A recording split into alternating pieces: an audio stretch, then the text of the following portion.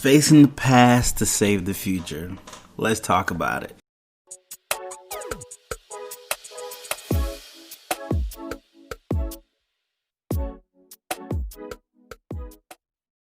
What's up, people? Welcome back to Black Geek Cool. We're here to talk about episode 9 of Lovecraft Country. I can't say the word, Rewind 1921. But before we dive in there, go ahead and hit the like button if you're watching this on YouTube. Or if you're listening to the audio version, go ahead and give it 5 stars. Greatly appreciated. Helps with the algorithm, gets more listeners, and it's a great way to support us here at Black Geek Cool. Also, before you get into this recap and review, just so you know, we're going to spoil it. So if you haven't seen the episode, go ahead and watch the episode because we're going to talk all spoilers in this. But yeah, with that all out the way, let's get into this episode, guys. So first up, Hippolyta came in and jumped right into action. She wasn't playing any games. She was like, what's this? Give me info on this. I need to know this. And, there's a moment where Montrose is like, hey, Hippolyta, you getting a little crazy. You saying some weird stuff, which I do not understand. You've dealt with magic. You know your son went into the future. You know all this stuff is happening. So what she's saying doesn't sound too far-fetched for you to be like, what are you talking about? So that was just weird for him to say anyway. But then she was like, look, I was over here. I've been on this earth for 200 years. It's so enlightened, so smart right now, and I'm going to use every bit of that to save my daughter. So shut up and get in the F car. I'm trying not to cuss on this podcast. But she was like, look, I know what I'm doing. Stop talking to me. You wasting my time. Let's get to saving my daughter. But I jumped a little ahead. Before that happened, we found out that Dee's sick and everybody's trying to figure out how to help her. Tick was like, hey, I'm going to use the pages to get Christina over here to help us. Montrose was like, don't give her the pages. That's what she needs for the eternal equinox. Or is it eternal equinox? It might be that. I don't know. But he's like, well, we ain't got no choice. We got to save D, and we don't need to be playing around with this magic we don't know nothing about. She knows about it. Leti's like, hold up. I already gave her the pages. She gave me immortality or invulnerability, so we can't give her the pages. And Tick's like, why'd you do that? But then he kind of understands. Montrose went all off on her. Like, why you do that? You said F us all. And I don't understand. Like, he knows that she's pregnant. So her having invulnerability protects his grandson. Why is he so upset about that? I don't get it. It was just kind of weird. I guess he's more worried about his son than his grandson, but that's the future. And you know your grandson lives. I guess he knows his grandson lives, so maybe that's why he was like that. Maybe that's why. But still, it seems really weird.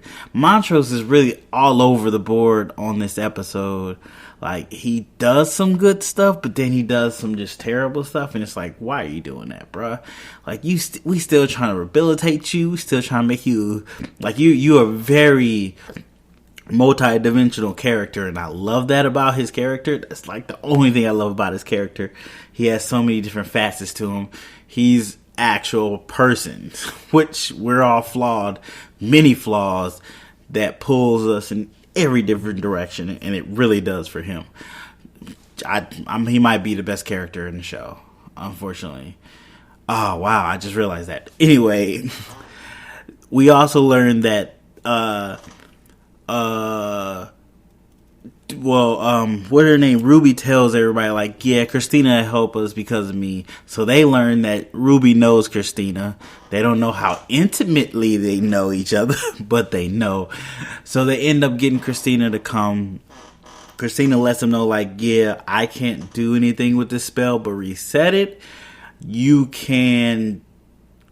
can fix it with the book of spells, but as of right now, I can only reset it. And she's like, I'll definitely help you reset the spell to give her some more time, but only if Tick comes willingly to the eternal equinox.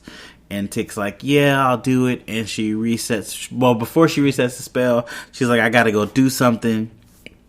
She ends up going to Lancaster and seeing him bleed out after they're trying to switch spare parts for him.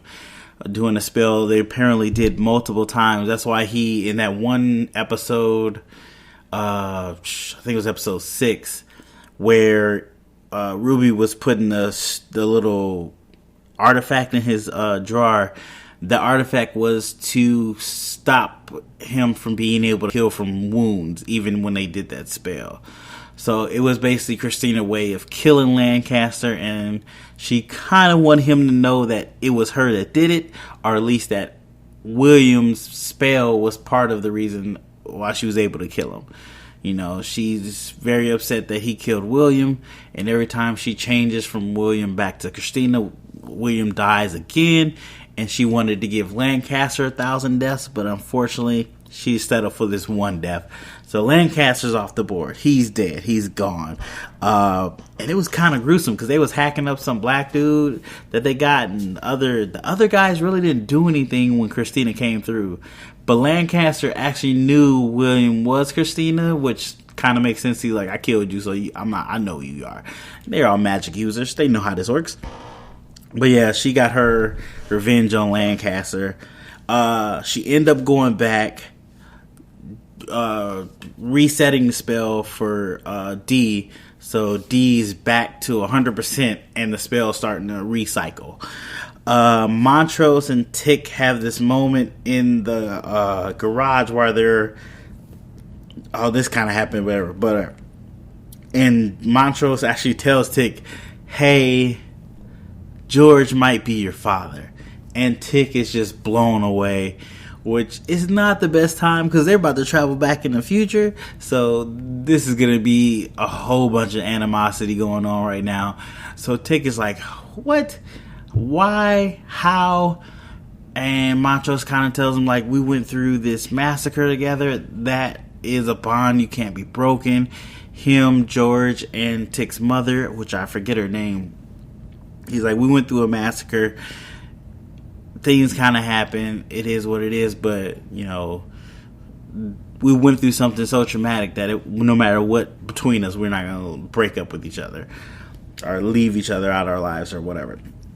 So Tick is just, he is really taken back because he's like, there's so many times I wish George was my father, wishing they would protect me from you. Forgiving George and my mom for not protecting from you, hiding from all your butt whoopings, and now I know that this man could be my father.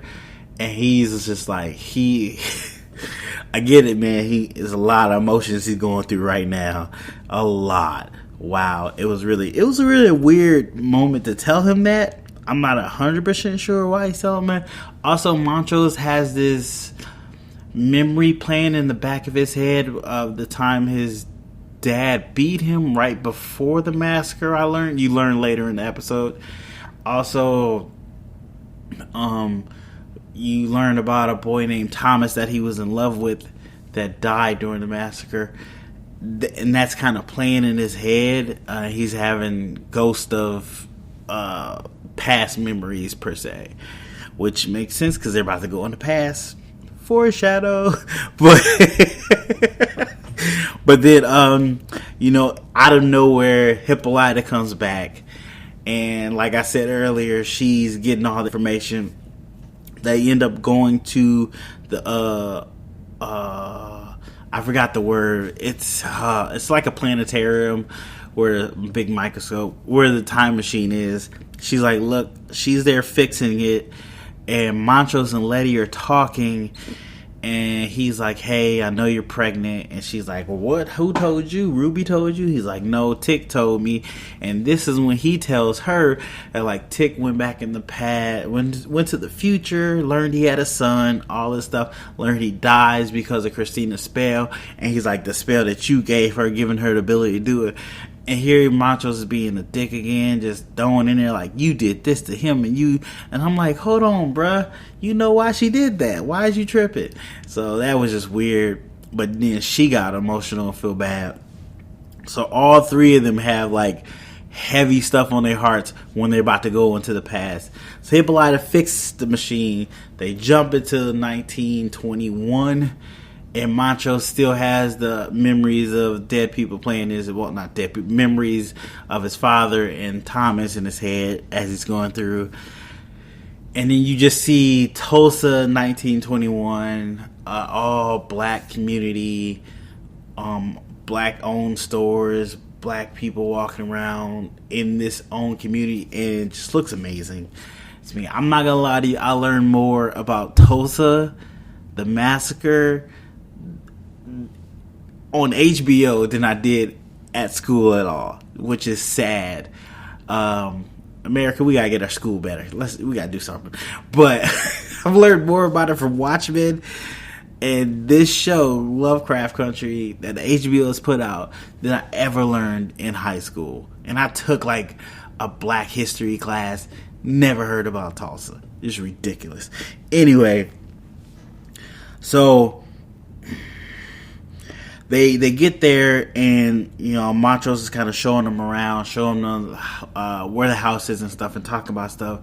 And there's this moment where Montrose kind of zones out because he sees the place where Thomas died, and Tick is like, "Come on, let's go." And Tick thinks he's drunk, and he's like, "No, I'm not drunk. You don't know what you're talking about."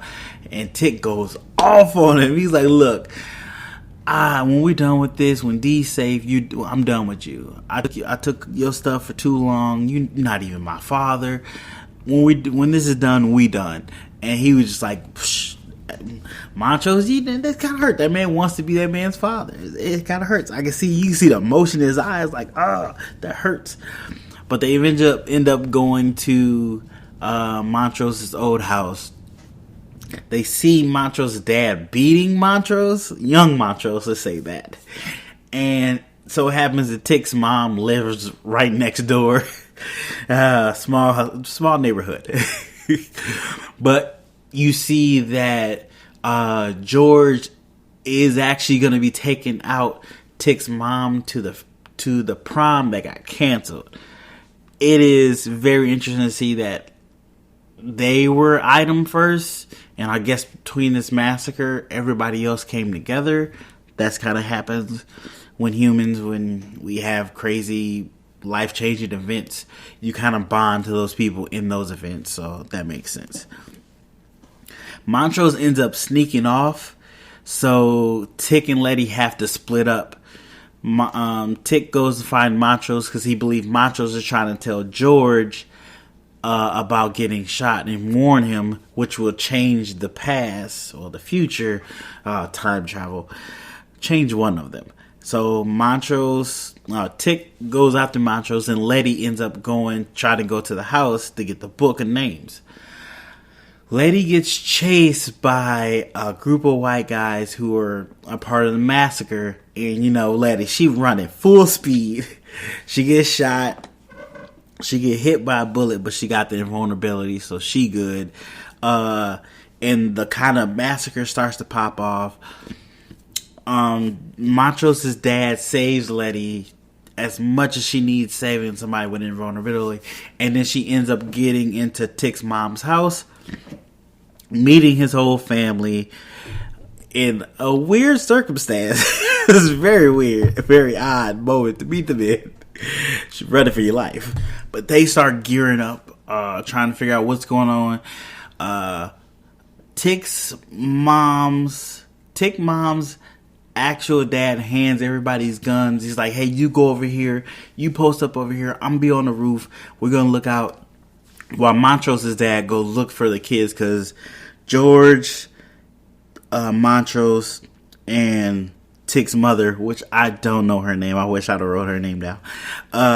Ends up, George and Tick's mom goes looking for Montrose because he runs off. Young Montrose, all the young people in 1921. So while they're doing that, Tick and Montrose, future Tick, this is going to be so confusing. They end up, going to, Tick finds Montrose. Montrose is at the spot where Thomas dies, where he told everybody that, him, George, and Tick's mother got jumped by the white gang, or not, but these white thugs, and beat them up. And he told people that a mysterious stranger saved him. Or did he not say that part? I don't think he said that part. He just told them that they end up surviving that way. So while they're watching the white guys come up and start attacking Montrose and Thomas, they kill Thomas, and then George and Tick's mom roll up, and they're trying to fight them off. And Tick and Montrose are watching this go down, and Montrose is like, something's wrong. Tick is like, Montrose talks about the stranger that he never told anybody about, but he's like, he's not here. He came up and he saved us. And he's kind of telling Tick this, and Tick's watching, and as he's talking about it, he says, the stranger with the baseball bat comes in swinging and helping us.